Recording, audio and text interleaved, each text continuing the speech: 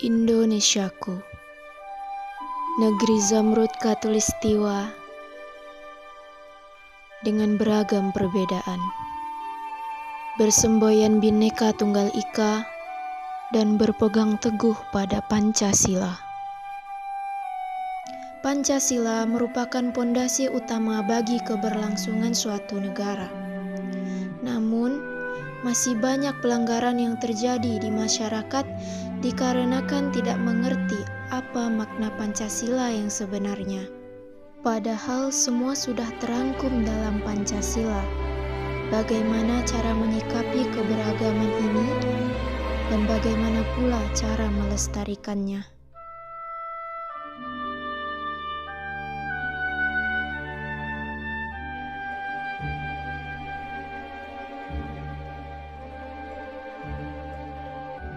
Satu, ketuhanan yang Maha Esa.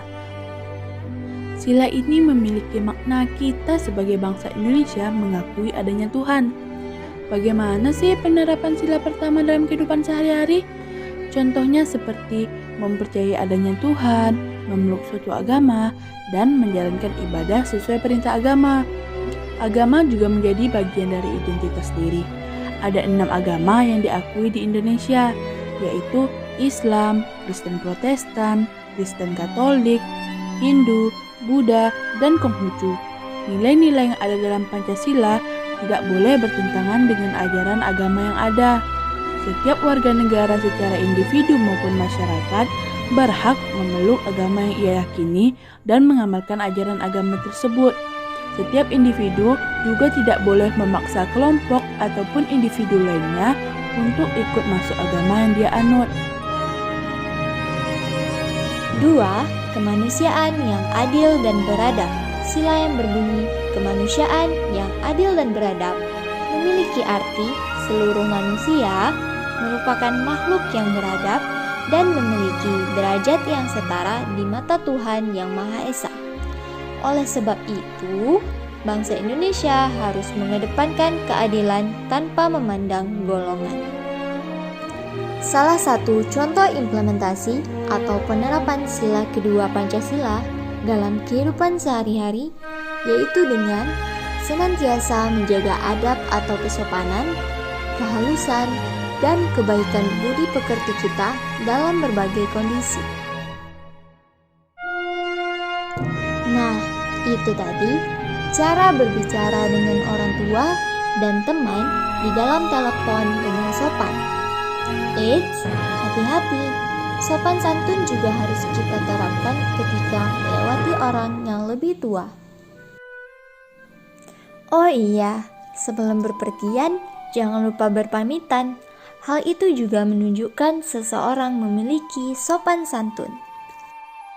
Sila kedua Pancasila pada hakikatnya bukan hanya sekedar menyoal hubungan manusia dengan manusia lainnya, melainkan juga hubungan manusia dengan alam sekitar kita. Bagaimana sih cara menjaga kelestarian alam yang dapat kita lakukan? Ya, dengan cara 1. Membuang sampah pada tempatnya.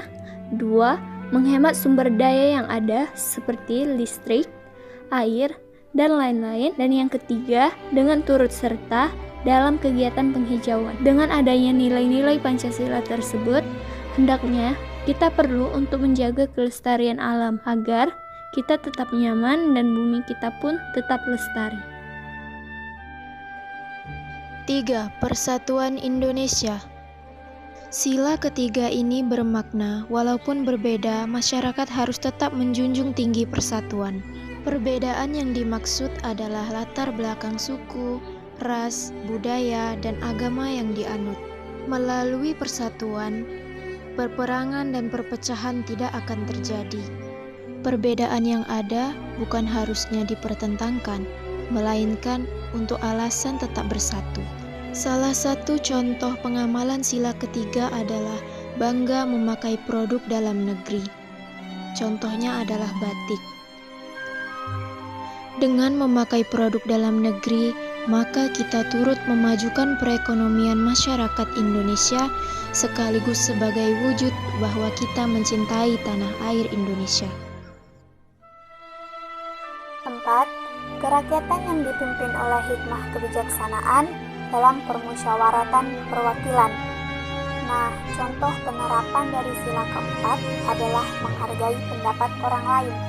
Teman-teman, menghargai pendapat orang lain memiliki arti suatu tindakan seseorang yang mau menghormati sebuah pemikiran atau keinginan orang lain tanpa mengedepankan kepentingan sendiri dan mampu menerima pendapat tanpa melihat siapa dan apa yang dimiliki oleh individu lain.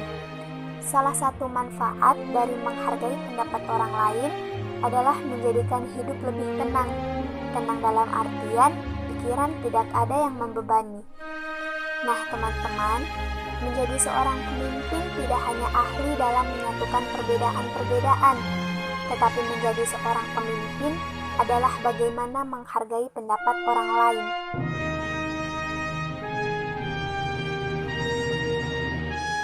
Lima, keadilan sosial bagi seluruh rakyat Indonesia. Sila kelima ini dilambangkan dengan padi dan kapas. Padi dan kapas melambangkan dua hal yang dibutuhkan manusia untuk bertahan hidup. Padi melambangkan ketersediaan makanan atau pangan, sedangkan kapas melambangkan ketersediaan pakaian atau sandang. Dengan adanya ketersediaan pangan dan sandang, manusia akan bisa bertahan hidup dengan nyaman. Nah, salah satu implementasi atau penerapan sila kelima Pancasila dalam kehidupan sehari-hari yaitu dengan senantiasa saling melakukan berbagai bentuk kerjasama dalam kehidupan sehari-hari. Upaya ini dilakukan agar mendapatkan keadilan. Tolong-menolong kepada sesama juga menjadi satu di antara bagian penting dalam penerapan Pancasila dan khususnya sila kelima. Bekerja sama itu sendiri memiliki banyak manfaat loh, di antaranya yaitu hidup menjadi rukun, tentram, harmonis, dan dijauhkan dari perselisihan ataupun konflik. Selain itu, kerjasama juga menumbuhkan rasa kekeluargaan di antara sesama warga ataupun masyarakat. Nah, itu tadi merupakan gambaran seseorang ketika hidup bekerja sama dengan orang lain. Indah bukan? Maka dari itu, marilah kita tegakkan keadilan di dalam diri kita dengan bekerja sama ataupun gotong royong di kehidupan sehari-hari. Sudahkah kamu mengamalkan Pancasila? Jika belum, ayo mulai hari ini.